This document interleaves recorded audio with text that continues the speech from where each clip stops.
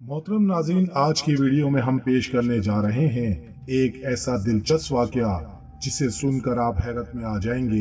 ये वाक़या है शेख अब्दुल कादिर जिलानी रहमतुल्लाह अलैह और एक तंदूर वाले का जिसका आटा सोने में तब्दील हो गया। तो मेरे प्यारे दोस्तों, ये वाक़या शेख अब्दुल कादिर जिलानी रहमतुल्लाह अलैह ने खुद बयान फरमाया है, इसलिए मेरी आपसे गुजारिश है कि इस वाक़ये को मुकम्मल तौर पर समझने के लिए इस वीडियो को एंड तक ज़रूर देखें। मोहतरम नाज़रीन, आप रहमतुल्लाह अलैह फरमाते हैं, एक बार का जिक्र है जब मैं बगदाद शरीफ में था और ज़माना तालिब इल्मी में तालीम हासिल कर रहा था। जब मैं अपने घर को छोड़कर बगदाद शरीफ आया था, जो दिनार मेरी वालदा ने मुझे दिए थे वो सब ख़त्म हो चुके थे, जिसकी वजह से तंग दस्ती और आजमाइश का सामना करना पड़ा था और कई रोज़ तक मुझे खाने के लिए कुछ भी न मिला। अब ऐसा हाल था कि किसके आगे हाथ फैलाएं, अल्लाह के सिवा किस से मांगे। भीख तो सिर्फ अल्लाह ताला के दर से ही मिलती है। मुझे शर्म आती थी कि मैं किससे कुछ कहूँ या किसी को ये भी कहूँ कि मुझे भूख लगी है, मुझे खाने के लिए कुछ दे दो। अगर इस वीरान जंगल से कुछ मिल जाता तो ये अल्लाह ताला की जानिब से होता। अगर किसी इंसान के आगे आकर शर्म से सर झुकाना ये मंजूर न था और कर्ज तो मैं लेना चाहता ही नहीं था। इस वीरान जंगल में कुछ नहीं मिल रहा था और ऐसी हालत थी कि शायद दम ही निकल जाता और भूख लग रही थी और इस जगह कुछ न था।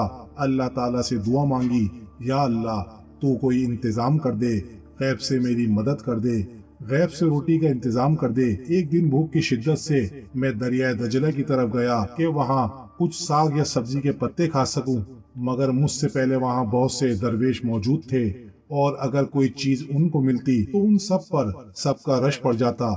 फिर मैं शहर लौट आया कि वहाँ कोई चीज तलाश करूं, लेकिन वहाँ भी कुछ न मिला।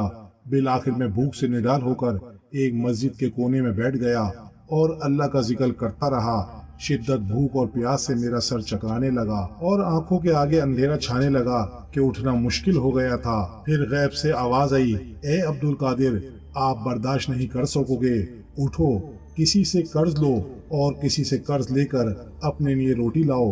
आपको ये बात मंजूर नहीं थी कि आप किसी से कर्ज लें, लेकिन भूख की शिद्दत इतनी गालिब थी, इतनी ज्यादा थी कि आपने मजबूर होकर अपने कदम शहर की तरफ दोबारा बढ़ा दिए। दुकानें तो बहुत सी थीं, लेकिन आपकी नजर एक नान वाले की दुकान पर पड़ी। वो बहुत गरम गरम और खस्ता नान बना रहा था, जो आपके सामने वो तंदूर से निकाल रहा था। अल्लाह वाले लज्जत के लिए और जबान के जायके के लिए नहीं खाते, उनकी मजबूरी होती है कि वो अगर ना खाएं तो भूख से उनकी जान चली जाए। इसी वजह से इस रोटी को लेना मंजूर किया और ये आवाज गैब से आई थी, कोई नफ्स की ख्वाहिश नहीं थी। अब आप चलते हुए नान वाले के पास आए। इस नान वाले ने आज तक आपको नहीं देखा था, क्योंकि आपने इससे बल्कि किसी भी रोटी वाले से रोटी नहीं ली थी। और इस नान वाले के दिल में अल्लाह ताला ने उनके लिए ये बात डाल दी थी कि ये अल्लाह ताला के बरगुज़ीद बंदे हैं और जवानी में ही अल्लाह ताला की तरफ रुजू कर चुके हैं, तालिब इल्म हैं, इसलिए उनके लिए रोटी का इंतजाम किया जाए। उसके दिल में खुद बुग़्ज़ आपकी इज्जत आ गई और ऐसा लगने लगा कि वो आपको पहचानता है। वो नान वाला आपकी बहुत इज्जत करने लगा जैसे वो आपको जानता है।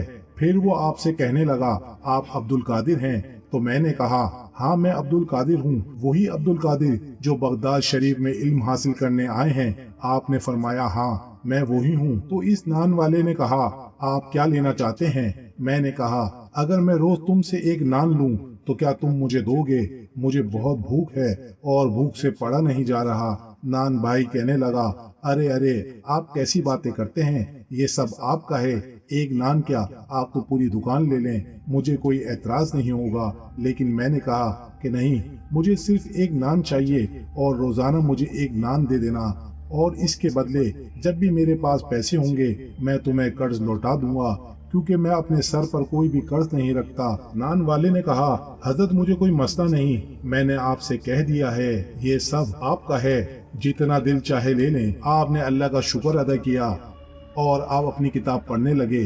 इल्म हासिल करने लगे। असरार और रमूज खुल रहे थे, वो बातें पता चल रही थी। ये इल्म दुनिया का इल्म नहीं था, बल्कि असरार और रमूज खुल रहे थे, वो बातें पता चल रही थी जो किसी आम इंसान यकीन नहीं कर पाता। ये वो इल्म था जिससे दुनिया और इंसानियत को फायदा पहुंचने वाला था। अब यूं कई दिन गुजर गए।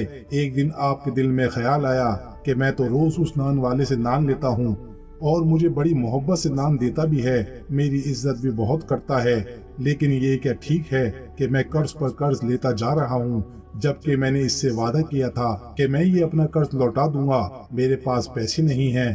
तो फिर मैंने कहा, इसे नान के पैसे कैसे वापस करूंगा। ये ख्याल इतनी शिद्दत से मुझे आया। मैंने कहा, ए अब्दुल कादिर, कर्ज तो कर्ज होता है, तुम कर्ज की रोटी खाते जा रहे हो, कुछ करना पड़ेगा। इस नान वाले को पैसे तो देने पड़ेंगे, लेकिन कोई सूरत नजर नहीं आ रही थी। आप कहते हैं मुझे इतनी शर्म आई कि शर्म के मारे कितने दिन मैं रोटी लेने उसके पास जाता ही नहीं था कि कैसे मैं उससे नजरें मिला पाऊंगा। बहुत दिन गुजर गए और मैं इस नान वाले के पास नहीं गया। एक दिन मैं सोच रहा था कि कर्ज में इसे कैसे लौटा पाऊंगा कि गैब से एक आवाज आई और कहने वाला कह रहा था, ए अब्दुल कादिर, आपकी रोटियों का कर्ज उतारने का जिम्मे अल्लाह ताला ने लिया है। आप इस बात की फिक्र क्यों करते हैं जो बादशाहों का बादशाह है? आपकी जिम्मेदारी तो इसके हाथ में है।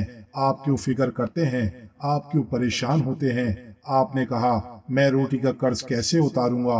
गैब से आवाज आई, ए अब्दुल कादिर जिलानी, आप उस जगह पे जाओ जो हम आपको बता रहे हैं, बगैर किसी से बातचीत किए है वहाँ जो भी चीज मिलेगी वो उठा लेना और उससे नान वाले का कर्ज चुकता कर देना।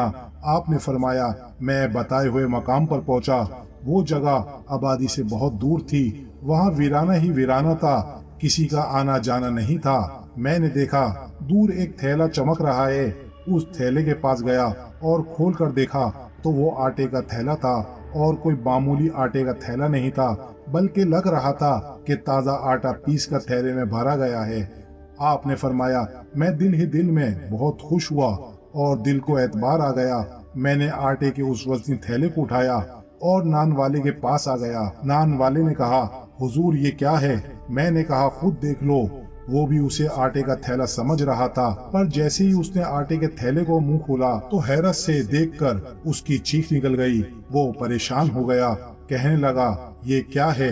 मैंने कहा कि क्या देखा तुमने? उसने कहा, हुजूर ये आटे का थैला नहीं, बल्कि इसके अंदर तो सोना ही सोना है।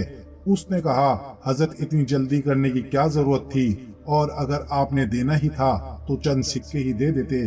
रोटियां इतनी ज्यादा नहीं थी और कुछ दिन तो आप मेरे पास आए हैं। मैं इंतजार कर रहा था कि आप आएंगे, लेकिन आप आ नहीं रहते, और जब फिर आप आए हैं तो सोने से भरा थैला लेकर आए हैं। हजरत कर्ज तो इतना ज्यादा नहीं था जितना आपने मुझे लौटा दिया है।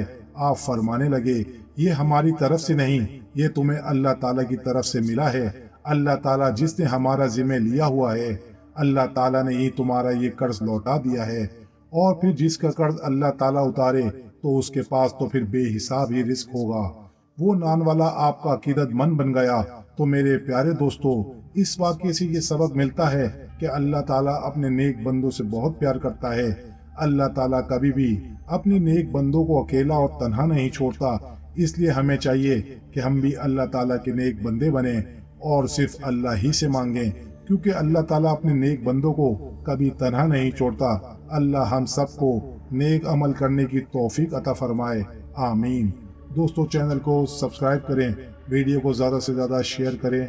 जज़ाकल्लाह करने की तौफीक अता फरमाए, आमीन। दोस्तों, चैनल को सब्सक्राइब करें, वीडियो को ज़्यादा से ज़्यादा शेयर करें। जज़ाकल्लाह।